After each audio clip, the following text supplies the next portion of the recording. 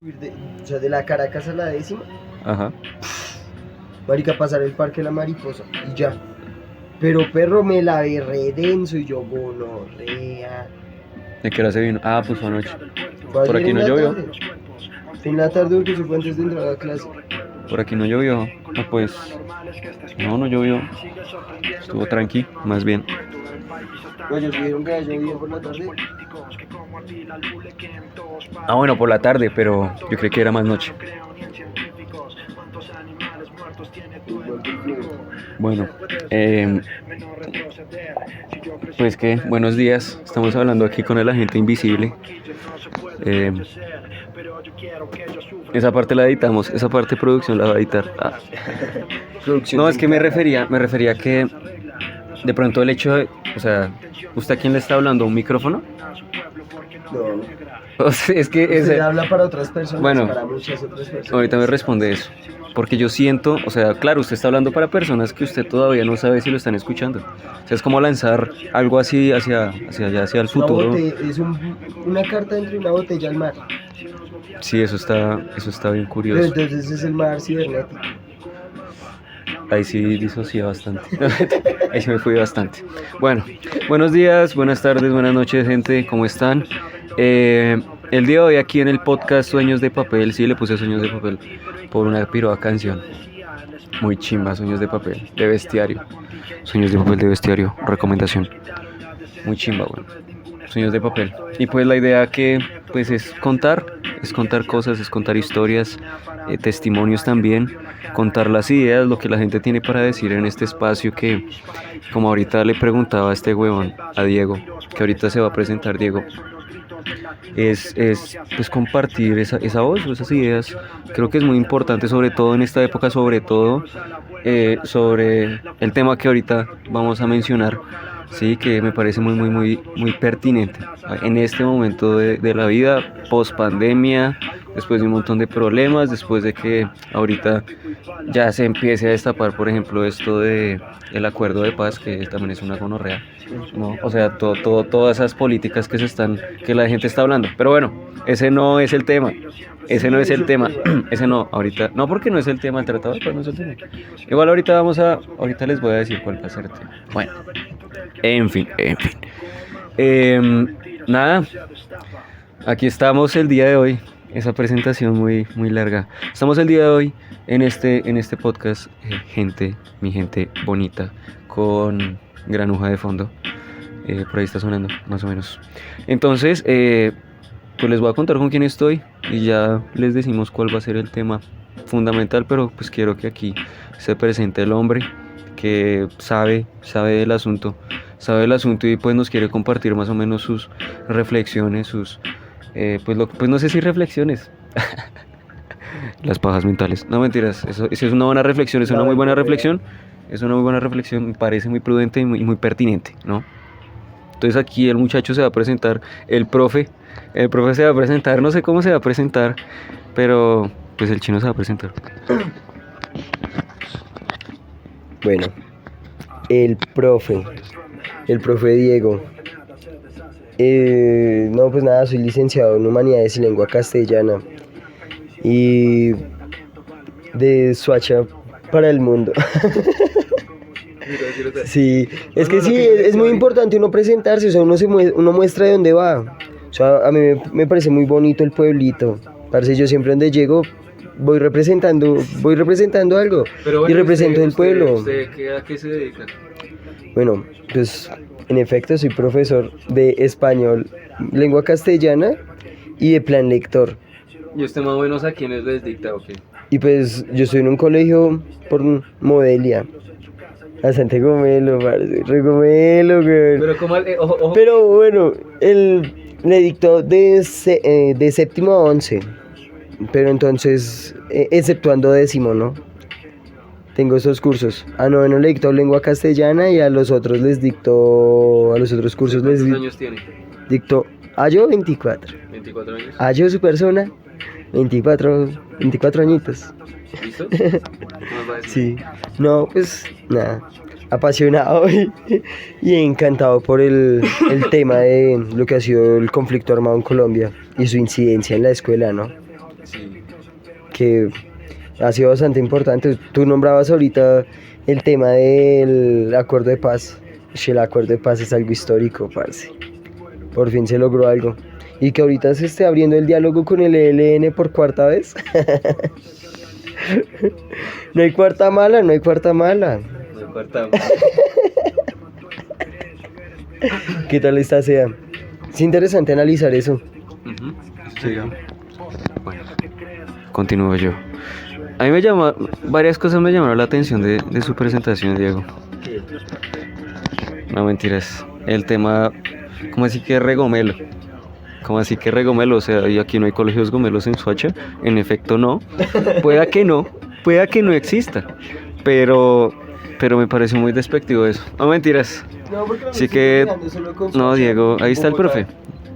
Diego, no lo están escuchando, me están escuchando a mí en este momento. Bueno, entonces sí, vamos a hablar. Bueno, ese es el profe Diego, ahí se presentó el profesor Diego. Pues el hombre ya le ha trabajado bastante tiempo a este tema de lo que es las narraciones y los testimonios sobre la escuela que hacen los niños, digamos, afectados por la guerra, ¿no?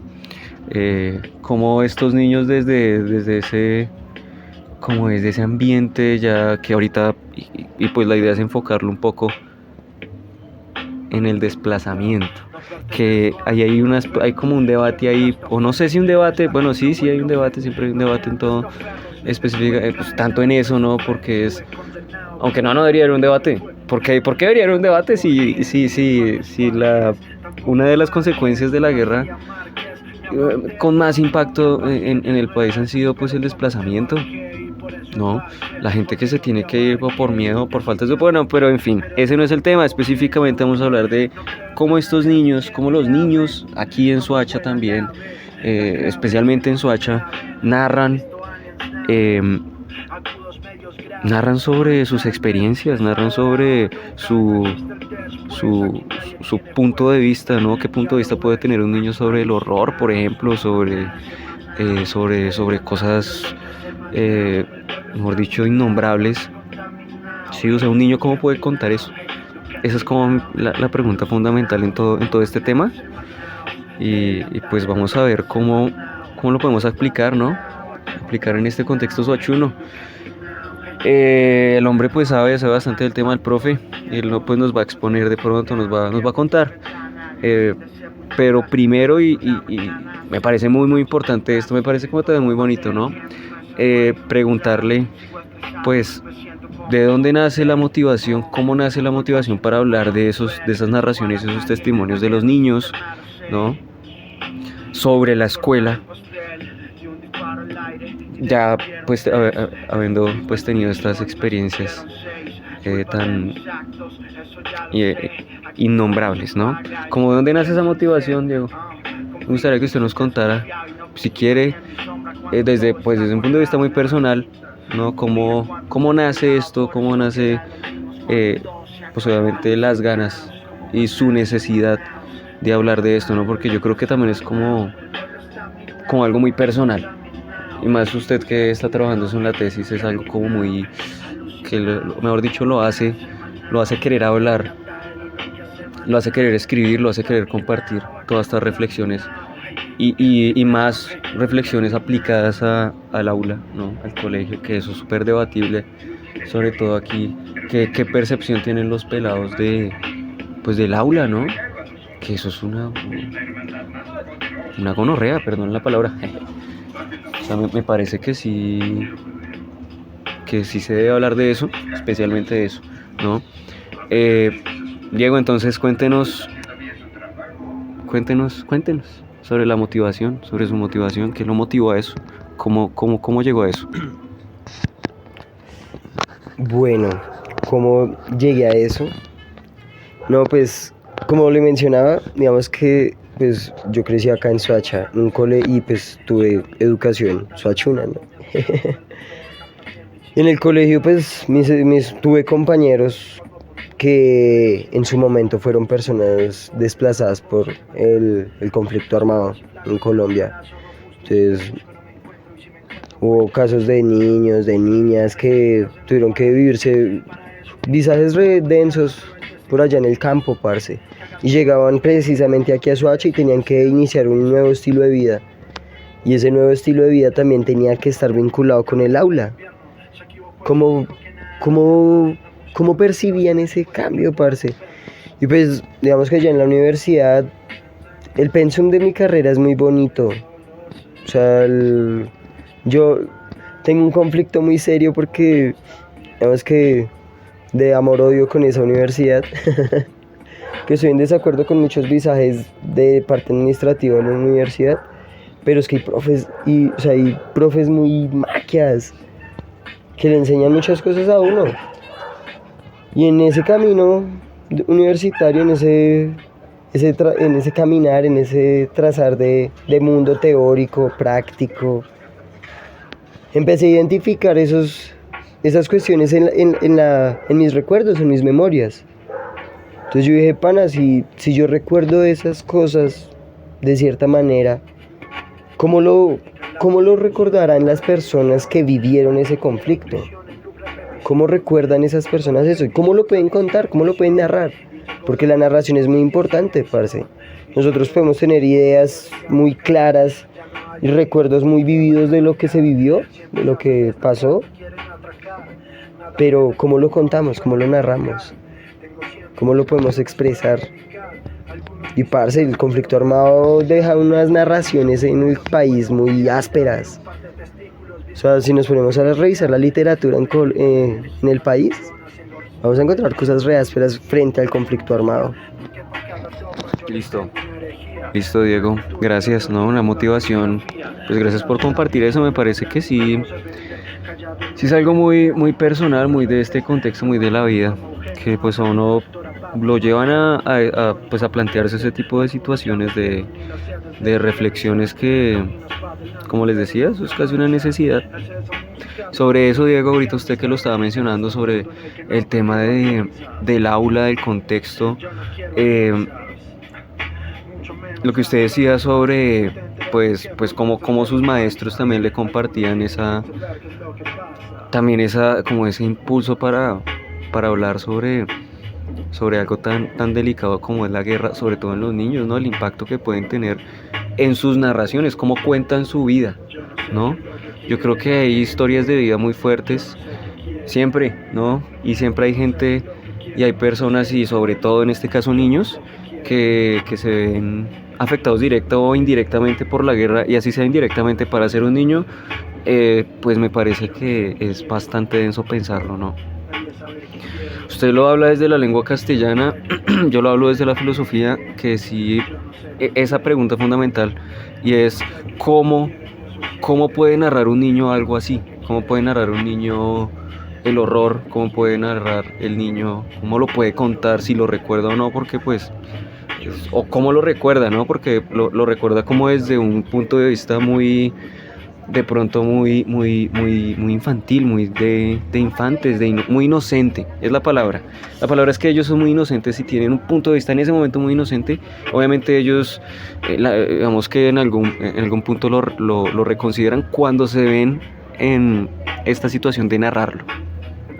Entonces, claro, yo viví esto, y me gustaría de pronto, o cómo lo cuento, y cuando surge eso, creo que existe como esa reflexión también, y también esa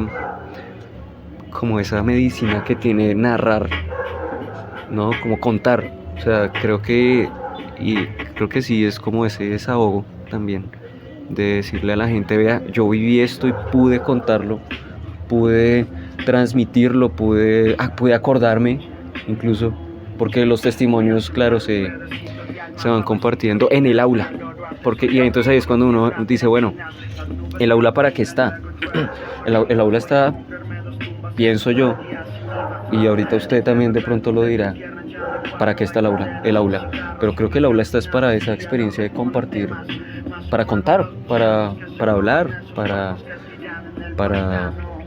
sí, como para hilar esas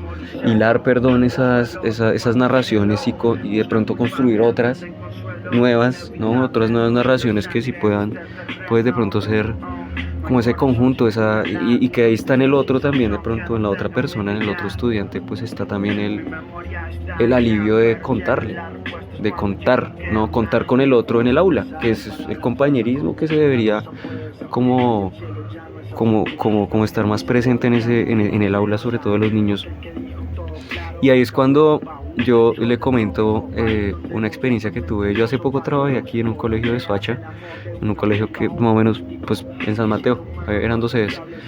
Y yo pues enseñándole a niños de 9 a 11, ¿sí? Me di cuenta que en el ejercicio también de compartir esas narraciones también se hacía impactante el hecho de que habían tantas narraciones de pronto similares, como que no sabían quién era el otro. Había un estudiante allá, pero cuando conocieron su historia de que, uy, marica, o sea, ese man pudo haber vivido lo mismo que yo, o vivió lo mismo que yo, hasta ahora me doy cuenta porque nunca nos había contado, ¿sí pilla?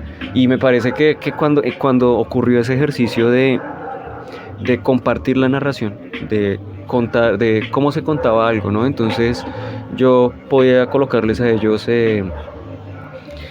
no sé, tírenle pintura a una hoja, empiecen a hilar puntos, como hilar recuerdo, cuénteme algo con lo que usted ve ahí. Entonces él contaba una historia, una narración, probablemente una narración también, claro, estaba el que contaba la historia de Toallín, no sé, voy a drogar un poquito, no sé, alguna maricada así, pero pues el man narraba algo y lo contaba desde un punto de vista. Pero cuando después de eso se podía hilar, no sé, con temas como usted por qué tiene conflictos con sus papás, o cuál es el conflicto con su papá y por qué, que es la figura paterna, la autoridad, bueno, en fin. En ese momento, ahí ellos como que querían contar algo que les había pasado y lo colocaban en otras palabras, ¿no? Yo una vez les pregunté, les dije, vamos a hacer una carta de amor anónima y ustedes la van a leer a cualquier persona, o sea, ya. Y ellos como incluso para contar eso, contaban a veces las experiencias que habían ocurrido en sus relaciones de infantes, no sé, pero que sí, que igual ahí se veía como esas ganas de decir algo. Y decirlo desde su punto de vista, no porque pues aquí en Soacha, lastimosamente en ese sector, pues no es que sea de pronto muy favorecido, ¿no? De pronto no hay tanta presencia de entes culturales, no sé, bueno, no sé, eso ya es otro debate que sí, pero sí hay bastante, hay unas zonas ahí bastante afectadas precisamente por el conflicto, porque muchos son o extranjeros o muchos vienen de otros departamentos, sí, o sea, gente que llega ahí, gente que creció en finquitas, no sé, gente que tenía un estilo de vida y le tocó llegar aquí por más oportunidades laborales, que hacia allá pues me parece que también puede ir el debate, y es cómo es que esa falta de oportunidades hace que una familia se mueva con sus hijos, ¿no? Se mueva con sus hijos a buscar dónde más pues se puede comer, o dónde más hacer vida, porque es que hacer vida está complicado, ¿no? Hacer vida está bastante complicado, y hay que pensar eso pues también desde los niños y obviamente desde el aula, que es lo que nos interesa ahorita, ¿no? Me parece que ahí está, me parece muy chimba el tema, la verdad me parece muy chimba el tema, me parece muy áspero. Bueno, sí, no, la experiencia aquí en el colegio de Soacha, lo que les contaba, lo que le contaba a usted, bueno, que es ver esos testimonios, ver esas narraciones, y se hilaban, se conectaban todas y, uy, oiga, usted es más parecido a mí de lo que yo creí, ¿no? Y es bonito, me parece bonito, y a ellos les gusta. O sea, siento que a los niños les gusta contar, ¿no? Contar algo, contarlo y que los escuchen, ¿sí? O que los lean y que les digan, oiga, usted escribe muy bien, usted escribe muy bonito, oiga, está escribiendo re bien, oiga, a usted le pasó esto, eso es muy bacano, y creo que es muy importante, ¿no? Ahora yo quiero preguntarle a usted, profe,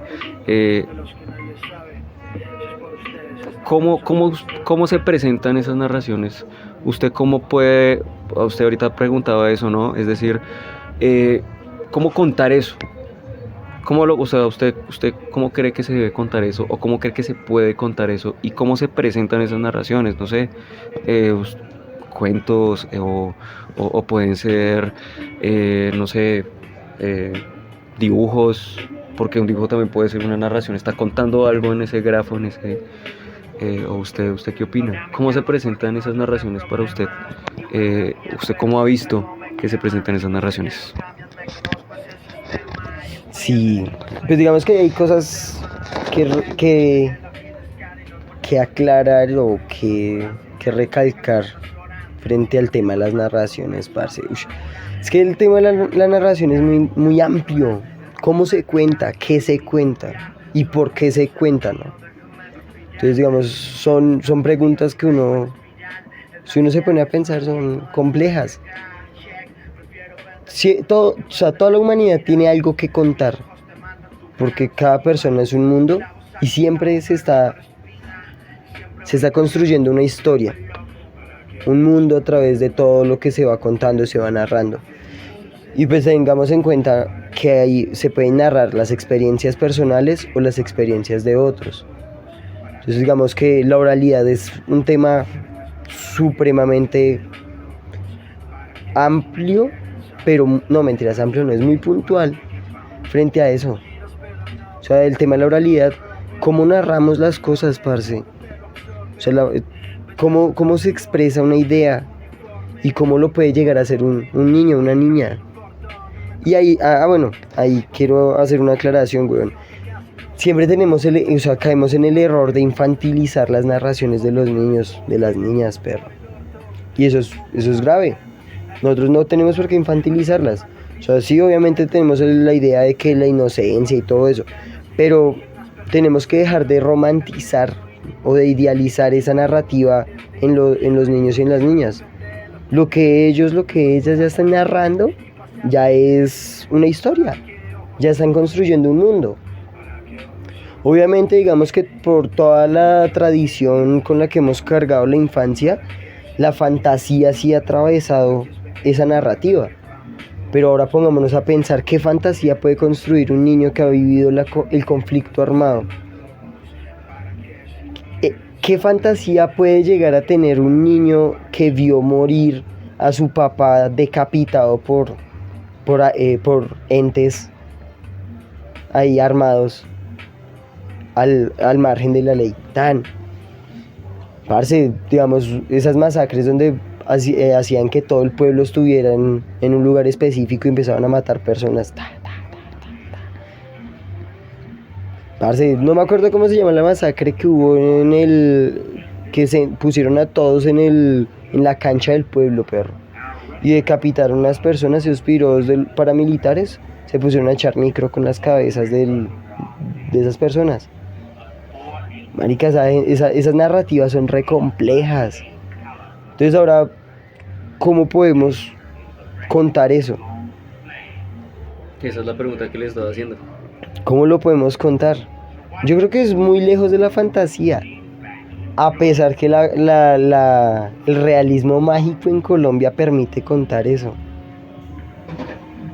O sea, digamos que si nos vamos técnicamente, el realismo mágico lo narra de una manera impresionante.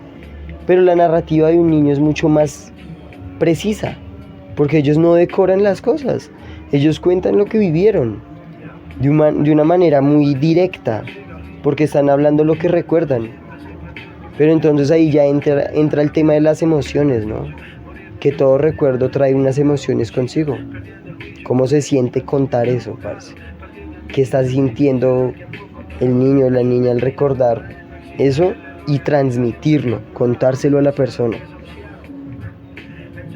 Ahora en la escuela, digamos que cuando están dentro del aula de clase, contárselo a los amiguitos, a las amiguitas, como mira no, es que fui víctima me desplazaron con mi familia, mataron a mi papá, a mi mamá, y entran otros delitos mucho más complejos, ahí para arriba.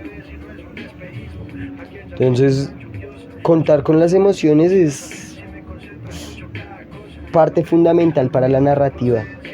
¿Qué emociones conlleva recordar esa situación? Entonces, mensaje. Como es el micrófono. Ya, yo tengo por allá el micrófono, Leos. Pero sí, y es muy interesante. Ahora cuando como profes queremos trabajar la violencia en Colombia, o sea, ahorita tenemos que leernos sí o sí los libros que dejó la Comisión para la Verdad. Parce, hay todo un capítulo de narrativas de niños y de niñas que van contando sus historias y lo cuentan de una manera hermosa. Ahorita busco el nombre específico del libro para que lo miren, porque sí es importante que leamos eso. Espere. Bueno, pero leamos quiénes. En general, O sea, de profesores. Tenemos un niño de... Ahorita me está escuchando un niño de octavo. El pelado dice, tengo que leer. tengo que leerme eso ya. Bueno, sí. Y pues hablando de tengo que leerlo, y para de pronto pues adentrarnos en una posible salida a esta cuestión de cómo contar eso, cómo se narra o cómo narran cosas de pronto, o cómo decir lo indecible, que era lo que le decía Diego hace rato, hace como una hora. ¿Cómo se puede contar ese horror? Y un niño, cómo narra eso me parece, y cómo se presenta esa narración me parece, cómo se manifiesta, no sé, en el mundo, me parece como muy chimba, ¿no? De pensar. Usted hablaba ahorita, Diego, de un libro. Ahorita antes de esto, de grabar esto, que un libro muy interesante. Usted dijo que era muy interesante. Quiero que nos cuente un poquito de ese librito, como que nos haga una presentación de por qué podría ser pertinente para entender todo esto del conflicto, de la guerra y de los niños en este contexto, ¿no? Eso, cómo los niños pues perciben el aula en todo esto, esa narración, cómo nos puede mostrar esa experiencia, ¿no? Tan fuerte. Háblanos de ese libro, ¿no? Algo malo va a ocurrir en este pueblo. Algo malo va a ocurrir en Soacha. Sí, algo malo va a ocurrir. O algo malo está ocurriendo y no nos hemos dado cuenta. Que también podría ser, ¿no? El otro día me encontré con una terraplanista. Yo digo, uy, puta madre. Bueno, o sea, algo malo está ocurriendo en Soacha para uno encontrarse No, mentira, no, aquí respetamos opiniones. No, pero es que, no. Pues no sé. Ese no es el debate aquí. Oiga, el próximo... el próximo capítulo podría ser sobre un debate terraplanista. Oiga, le puedo decir a Hendel y a la terraplanista Bueno, mi gente, podemos invitar a un terraplanista. No, este programa es serio. Este podcast es serio, ¿no? Aquí no. Vea, yo les puedo traer ñeros, gamines. O sea, por ejemplo... Uy, no, eso fue muy despectivo. Ñeros, gamines. No, mentira, le puedo traer... Le traje a este man. Les trae un profesor ñero, no mentiras. Pero nunca, jamás les voy a traer a un terraplanista. Parece una falta de respeto para la humanidad. O pues no sé. Que esa es la pregunta que voy a hacerle a Hendel, ¿no? Al otro profe, al Hendel. ¿Cómo es? O sea... No, o sea, ¿cómo putas una persona puede llegar a pensar eso? El tipo es físico, ¿no? El profesor es físico, man, es un duro en también la astronomía. Podría hablarnos, pero bueno, en fin. Es publicidad, no paga. Poncho, fui puto. En fin, me fui, mi gente. Bueno, usted no se iba a hablar. Me he ido, mi gente. Redondo. Sí, obviamente. Sí, es esférico, eso quiere otro tonto. No mentiras. Sí, bueno, en fin. En fin. El punto, usted nos va a hablar de algo malo. Es que allá iba, ¿no? Algo malo está ocurriendo en Soacha, algo malo va a ocurrir en Soacha. Háblenos pues de pronto así un poco sobre pues la relevancia que puede tener hablar o leer eso. Sí, usted como profe de español. Cuéntenos, no, háblenos ahí del librito. Algo malo ha estado ocurriendo en Colombia hace más de 500 años. Sí. Bueno, algo malo va a pasar en este pueblo de Gabriel García Márquez. Es un cuento muy interesante, muy áspero. Pero entonces, antes, el libro que les decía ahorita se llama No es un mal menor, parce, que es el resultado de la Comisión de la Verdad en Colombia, y están todas las narrativas de los niños y niñas y adolescentes, parce. Una chimba, parce. Una delicia ese libro. Ahí es donde uno ve cómo los niños cuentan esa historia, cómo las niñas narran esa historia que vivieron en Colombia. Entonces, ahora sí, este cuento del que hablas, algo malo va a pasar en este pueblo de, de Gao, que hay que... Estamos, ahorita el 12 se conmemoraron los 40 años de que Gao recibiera el Nobel. Datazo. El 12 de diciembre se conmemoraron los 40 años, parce. ¿Qué es? Estamos a 13, ayer. ¿Fue ayer? ¿Qué pasó? Sí, que incluso ahorita la Distrital está haciendo una serie de coloquios re ásperos allá en la Macarena. Se están presentando re ásperos. Entonces en ese cuento empiezan una señora se levanta como pesada, como con sentimiento extraño, con pesadez, y se la transmite a su hijo, como algo malo va a pasar en este pueblo, es que me siento extraña, tan. Y el chino jugando billar le cuenta a sus amigos, después le cuentan al carnicero, y el carnicero le cuenta a todo el pueblo. Parce, de un momento a otro está todo el pueblo re sano, y pum, algo malo ocurre. ¿Qué ocurre? Parce, el desplazamiento. En Colombia el desplazamiento ha sido algo re denso, que ha atravesado a gran parte. Vean, más de 7 millones de víctimas del desplazamiento forzado en Colombia, con una población de 52 millones. Eso equivale que como al 20% de la población colombiana. Cerca del 20% de la población colombiana ha tenido que desplazarse de sus territorios. Nomás vea ahorita los Embera. ¿Habían cuántos Emberas? No me acuerdo cuántos miles de Emberas habían acá hospedados de mala muerte en el Parque Nacional el año pasado. Marica, eran miles. Y digamos, ahorita que vos hablabas ¿cómo se llama esto? Del acuerdo de paz con el ELN, el primer alcance que tuvo con el actual diálogo es que esos Embera van a poder volver a sus resguardos, a sus territorios. Van a poder. Pero entonces, ¿qué oportunidades se le van a dar a esas personas allá para que tengan una vida digna dentro de sus territorios? Gracias. No, pues sí, ya lo escucharon, ¿no? Ya escucharon al profe. Sí, es algo, es una narración bastante interesante. Parece que también tengo que leerlo. Está como chimbita, ¿no? ¿Cómo llamará eso? Como ese sentimiento colectivo, como... No, y es muy interesante porque también ellos están dentro de esa narración, pues están narrando, están contando algo, están diciendo algo malo va a pasar y lo están contando de una manera. Y la mamá y la cucha lo contó de una manera, se lo contó al niño y el niño lo contó probablemente de otra, ¿no? Pero transmitiendo también esa sensación, ese sentimiento. Y creo que ese concepto de colectividad al interior de todo eso es fundamental.